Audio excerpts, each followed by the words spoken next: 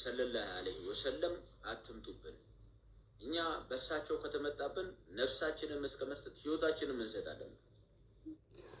ኦፍኮርስ ህይወታችሁን ቤተሰቦቻችሁ እናትህ አባትህ ልጅህን እንደምትሰዋ የታወቀ ነው። ነፍስንም እስከ መስጠት ድረስ ራስንም አሳልፈ እስከ መስጠት ድረስ እንደምትደርሱ የታወቀ ነው። ነገር ግን የተጻፈውን ማንበብ በየትኛው ህግ ነው ስህተት የሆነው? እና የተጻፈውን ማንበቡና ወይ ስህተቱ? እናንተ ፍቅር ውስጥ ነው ያላችሁት። በቃ በስንት ሺህ ልብ ውስጥ እንትን ያለ ነው ምናምን ትላላችሁ ማለት ነው። ህዝቡን እያያችሁ ህዝቡ የታወረ ህዝብ ነው። እናንተ የታወራችሁ ህዝብ ናችሁ። እንድነቁ የተጻፈላችሁን ይነበብላችኋል። ወደዳችሁም ጠላችሁም ጆሮአችሁ እስኪያሳክካችሁ ድረስ ማለት ነው ይነበብላችኋል። 1000 ነፍስ ቢኖረን 1000 ነፍስ ሙሉ እንሰጣለን ለነብያችን ሰለላሁ ዐለይሂ ወሰለም። ምን ስላደረገልክ? የሰውን እምነት በመንካት የሰውን እምነት በማቆሸሽ የተጻፈውን ማንበብ ማቆሸሽ ከሆነ አሁንም እናነባለን እናወጣለንም። እያንዳንዷን መረጃ እናወጣለን። ምክንያቱም ብዙ ነፍሳት አለ የምንፈልጋቸው። እናንተ እያወቃችሁ ዝም የምትሉ ከሆነ ሳያውቁ እምነቱን ሳይረዱ እዛ ውስጥ ያሉ ሰዎች ስላሉ ለነሱ ተብሎ ምን ይደረጋል? ይነበባል ማለት ነው። የተጻፈላችሁ ነው። እንግዲህ ቀዳችሁ ጣሉት። ሰላም አገኛለሁ ብለህ ካሰብ ወይም ካሰባችሁ ማይታሰብ ነገር ነው። ሰላማችን ክርስቶስ ነው። እኛ ሰላም ልናገኝ አይደለም የምንፈልገው። በነገራችን ላይ ሰላም አለን እኮ እውነተኛው ሰላም። እኔ የምሰጣቸው ሰላም ዓለም እንደሚሰጣችሁ ሰላም አይደለም ብለዋል። ስለዚህ ልባችሁ አይታወክ አይፍራም ተብለን ተነግሮናል በመጽሐፋችን።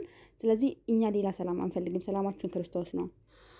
በቢሊየን ህዝብ ልብ ውስጥ ያሉት ውድ ነብይ ለምን በብዙ ሚሊየን ትሪሊየን ለምን አይሆንም?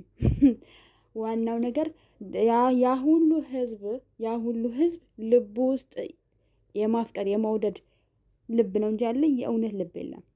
አሁን ስለኔ ሞተውልኛል ይላል። ስሙት። ለዚህ እምነት እኛ ላለንበት እምነት ለእስልምናችን ትልቅ መስዋዕትነት የከፈሉ ደማቸውን ያፈሰሱ ደማቸውን ያፈሰሱት እንጂ ላንተ እንኳን ደማቸውን ሊያፈሱ ይቅርና ከ11 ሴቶች ወይ ደግሞ ከ11 ሚስቶቻቸው ጋራ በአንድ ሌሊት ያለ እጥበት በአንድ ሌሊት የግብረ ስጋ ግንኙነት ሲያደርጉ ነበር እንጂ ጸሎት እንኳን አይጸልዩም። እንኳን ላንተ ደማቸውን ሊያፈሱ ደማቸውን ያፈሰሱልህ እባክህ። በመርዝ እኮ ነው የሞቱት።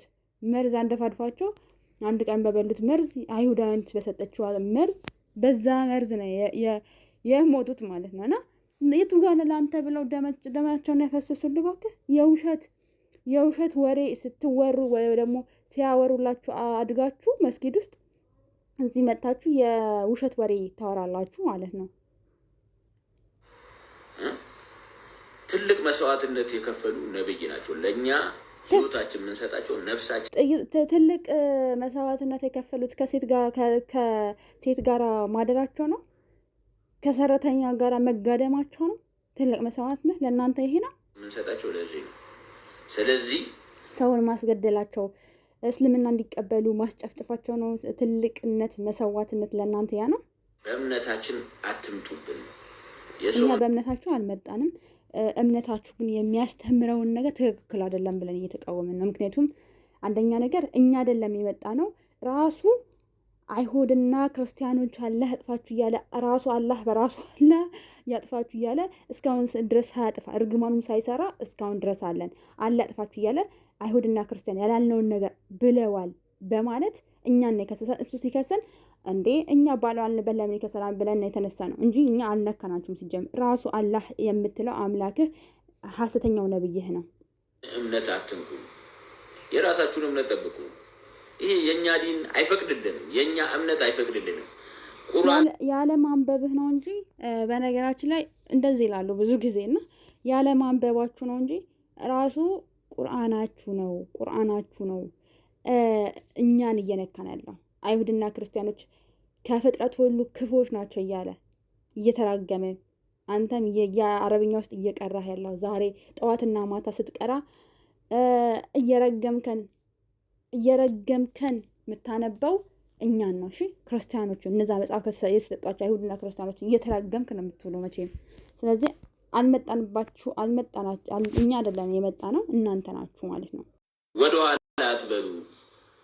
ስፔሻሊ ነብያችን ሲነኩ ወደኋላ ሰለላሁ ዐለይሂ ወሰለም ወደኋላ አትበሉ ተብሏል። ስለዚህ ህይወታችንም ነፍሳችንም ያ ኦፍኮርስ ስለምታመልኳቸው ወደኋላ አትሉም። አላህ እኮ ቢሰደቡ እኮ በነገራችን ለምንም አትሉም። ግን መሐመድ ተነካ ተብሎ ብላችሁ ብዙ ታምራትና ሰማይ እስከመዋጣት ድረስ ትደርሳላችሁ። ለምን? ስለምታመልኳቸው፣ አምልኮ ስለምታደርጉላቸው። ለዛ ነው። ከዛ የዘለለ የለም። አምልኮ ስለሚቀበሉ የሞቱ የበሰበሱ አፈር የሆኑ ሰዎች ዛሬ አፈር ያልሆነውን ያልበሰበሰውን ሰው ልገሉለት ትፈልጋላችሁ፣ ደም መጣጮች ማለት ነው። ስለዚህ ተከባብረን ብንኖር ይሻላል። ተከባብረን የምንኖረው አንደኛ ቁርአናችሁና ሐዲሳችሁ ስትቀዳችሁ ስትሉ ነው። ምክንያቱም ቁርአንና ሐዲስ ላይ እኛ እየተሰደብን መቼም መከባበር አንችልም። ምክንያቱም እየሰደብ ሁሌ ነው እየቀራችሁ ኡስታዞቻችሁ ምናምን እየቀሩ አላጥፋቸው ክርስቲያንና ይሁዳኖች አላጥፋቸው እያሉ እርግማን የሚያወርዱብን ማለት ነው። ግን እርግማናችሁ እንኳን እናንተ ይቅርና አላህም ያላህ እርግማን ራሱ አልሰራብንም። ለምን? ፈጣሪ ስላልሆነ አይሰራም። የፍጡር ነገር አይሰራም። እኛ እርግማን በእኛ ላይ አይሰራም። ስለዚህ መጀመሪያ መከባበር ካለብን ቁርአንና ሐዲስህን የተባለው ቀደህ ነው።